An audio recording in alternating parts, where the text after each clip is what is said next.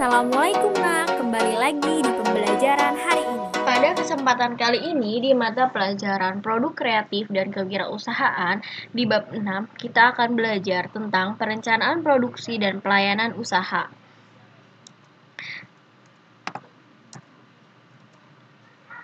Penerapan produksi. Nah, di sini kita akan bahas tentang penerapan produksi.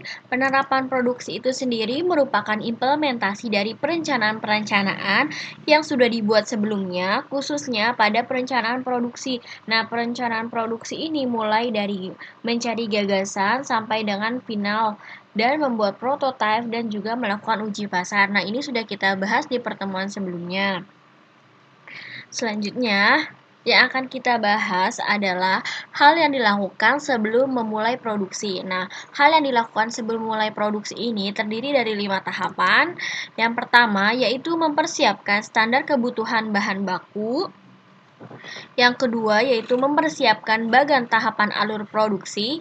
Yang ketiga yaitu menyiapkan SOP yang aplikatif dan terperinci, meliputi hal-hal yang harus dikerjakan, pihak-pihak yang bertanggung jawab terhadap pekerjaan tersebut, langkah-langkah dalam mengerjakan setiap tahapan, waktu yang dibutuhkan, serta alat-alat yang dibutuhkan dalam menyelesaikan pekerjaan. Nah, yang keempat itu, tahapan yang keempat yaitu menyiapkan tenaga kerja untuk produksi. Menyiapkan tenaga kerja untuk produksi ini mulai dari rekrutmen sampai dengan pelatihan-pelatihan bagi karyawan atau tenaga kerja. Nah, yang kelima yaitu menyiapkan perlengkapan produksi. Nah, perlengkapan produksi ini merupakan hal-hal penunjang lain yang perlu dipersiapkan seperti kemasan dan persediaan sebelum memulai penerapan langsung. Nah, selanjutnya, kita akan membahas tentang perencanaan khusus pelengkap produksi. Nah, perencanaan khusus pelengkap produksi ini terdiri dari 3, yaitu yang pertama, kemasan produk sebagai pelengkap, yang kedua, perencanaan desain kemasan produk, dan yang ketiga, yaitu perencanaan distribusi produk. Kita akan bahas satu-satu. Yang pertama yaitu kemasan produk sebagai pelengkap produksi. Nah, kemasan produk sebagai pelengkap produksi ini atau packaging ini adalah salah satu cara untuk mengenalkan identitas produk usaha kita kepada orang lain atau konsumen yang akan kita tawarkan barang atau jasa yang akan kita pasarkan. Nah, tujuan dari kemasan ini itu sendiri yaitu yang pertama melindungi produk, yaitu melindungi produk dari goresan atau cacat yang membuat produk menjadi rusak. Selanjutnya yang kedua yaitu daya tarik. Nah, daya tarik di sini seperti mengenai skema warna, desain ataupun pilihan huruf, maka packaging harus menarik agar pembeli berminat untuk membeli produk barang dan jasa yang kita tawarkan. Nah, selanjutnya tujuan dari kemasan itu sendiri adalah sebagai identitas produk yang mencirikan bahwa produk itu adalah merek brand yang kita buat. Nah, selanjutnya yang keempat yaitu mendukung keputusan berbelanja, dan yang kelima itu diferensiasi. Nah, diferensiasi di sini yaitu kemasan itu sebagai pembeda produk kita dengan produk-produk lainnya yang sejenis seperti itu. Nah, selanjutnya yang akan kita bahas yaitu perencanaan desain kemasan produk. Nah, perencanaan desain kemasan produk ini yang harus kita perhatikan agar desain produk yang kita buat ini membuat produk yang kita tawarkan menjadi sukses. Hal-hal yang diperhatikan yang pertama yaitu desain merefleksikan kualitas yang bagus dengan harga yang wajar.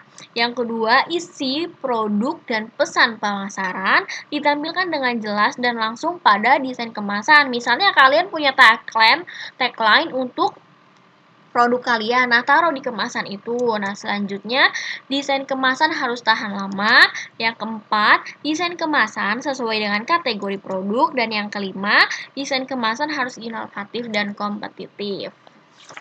Selanjutnya yang akan kita bahas adalah Perencanaan distribusi produk. Nah, distribusi itu sendiri yaitu kegiatan menyalurkan atau mengirimkan barang dan jasa supaya sampai ke konsumen akhir atau pembeli. Nah, tujuan dari perencanaan distribusi produk itu sendiri yang pertama yaitu menyalurkan produk dari konsumen ke produsen, yaitu artinya mengantarkan barang dan jasa dari produsen ke konsumen. Nah, yang kedua itu menjaga stabilitas usaha.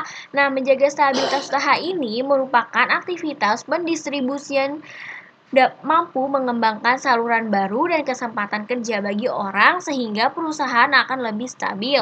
Nah, yang ketiga yaitu menjamin pemerataan produk di setiap wilayah.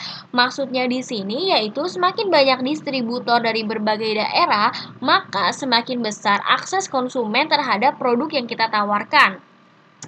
Selanjutnya, yang keempat yaitu meningkatkan nilai barang dan jasa. Melalui kegiatan distribusi ini, nilai suatu produk barang dan jasa akan meningkat. Misalnya nih, kan bawang merah itu cuma ada di Brebes dan di Jawa Tengah. Nah, kalau misalnya udah pindah didistribusikan ke Jakarta, maka harga bawang itu menjadi meningkat. Selanjutnya, yang kelima yaitu mempertahankan keberlanjutan proses produksi. Dengan adanya distributor yang aktif menandakan adanya permintaan terhadap produk. Berdasarkan hal tersebut, kegiatan produksi akan terus berjalan selagi pasar masih ada. Nah, selanjutnya yang terakhir yaitu menjaga stabilitas harga barang dan jasa. Nah, melalui proses distribusi ini, harga produk di pasaran akan lebih stabil. Nah, dengan proses distribusi ini juga akan mencegah kelangkaan barang sebab kelangkaan barang itu tersendiri akan membuat harga menjadi naik. Selanjutnya yang akan kita bahas yaitu pengelolaan persediaan produk. Nah, persediaan atau inventory itu sendiri adalah barang-barang yang disimpan untuk digunakan atau dijual pada masa atau periode yang akan datang. Nah, barang-barang persediaan itu sendiri mulai dari bahan mentah atau bahan baku, bahan pembantu atau pelengkap, barang dalam proses, barang jadi atau produk akhir, dan komponen-komponen lain yang menjadi bagian keluaran dari produk perusahaan kita. Nah, selanjutnya yang akan kita bahas adalah pelayanan pelanggan. Nah, pelayanan pelanggan ini terdiri dari dua konsep.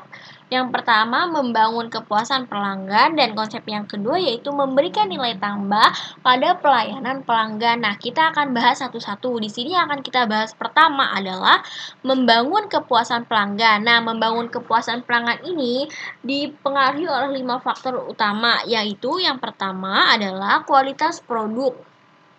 Pelanggan akan merasa puas jika hasil evaluasi mereka menunjukkan bahwa produk yang kita jual kepada mereka adalah produk yang berkualitas dan produk yang baik untuk digunakan dan dikonsumsi. Nah, selanjutnya yaitu kualitas pelayanan. Kualitas pelayanan itu sendiri artinya pelayan atau penjual harus memiliki sikap yang baik, ramah, dan memuaskan hati pelanggan. Nah, selanjutnya yang ketiga itu faktor kepuasan pelanggan itu emosi. Jadi, seorang penjual atau pelayan harus menahan emosinya ketika menemui pelanggan yang misalnya rese atau kebanyak nanya. Selanjutnya, yang keempat itu faktor kepuasan pelanggan adalah harga. Nah, di mana-mana pasti pelanggan memilih harga yang paling murah dengan kualitas yang sama atau paling terbaik. Maka dari itu, kualitas dan harga yang kita berikan atau tawarkan kepada pelanggan harus sesuai dengan pasaran dan kualitas yang akan kita tawarkan kepada pelanggan. Nah, selanjutnya yang kelima atau yang terakhir itu adalah kemudahan akses produk.